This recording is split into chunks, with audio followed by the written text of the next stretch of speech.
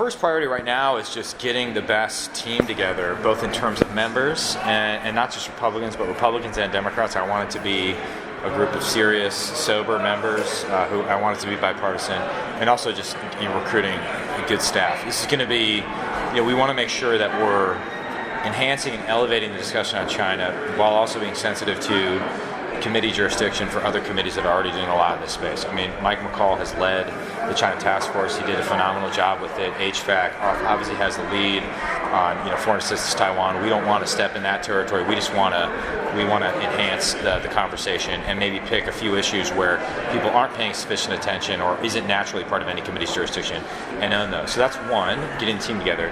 Two is kind of really mapping out the strategy for public hearings.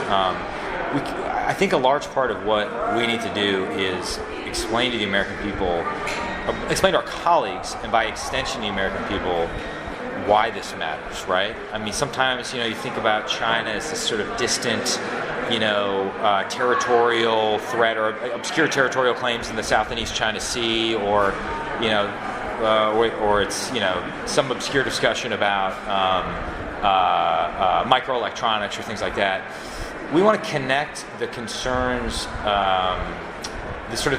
geopolitical concern about China to the day-to-day reality for Americans, and explain why this is kind of the biggest challenge of our time. So that's going to the hearing schedule and the public conversation we have on China is going to be a big part of that. And then I am starting to think through, okay, what are the deliverables for the committee? Potentially an annual report that we put out there. One other function we can play is just sort of collecting and curating all the China-related legislation that gets introduced every single day. I mean, every member of Congress is doing something related to China.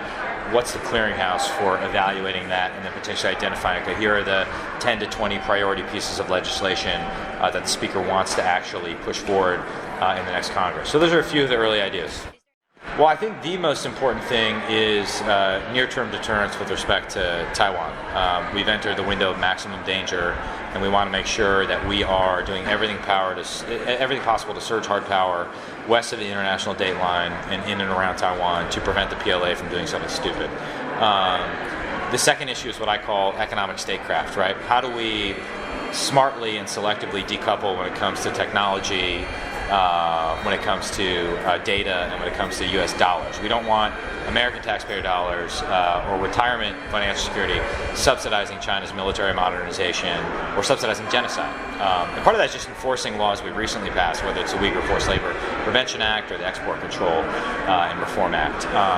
And then the third thing is what I would call ideological competition and human rights. How can we shine a light on some of the malicious practices of the regime and the CCP's abysmal human rights record? And that's important so that the American people understand who we're dealing with in the CCP. I'm very optimistic that it will be bipartisan. I hope, last time Democratic leadership wouldn't let their members participate in the China Task Force. I think we're past that now, and I'm trying to communicate that this isn't going to be a bomb throwing exercise. It's going to be serious, and we want it to be bipartisan.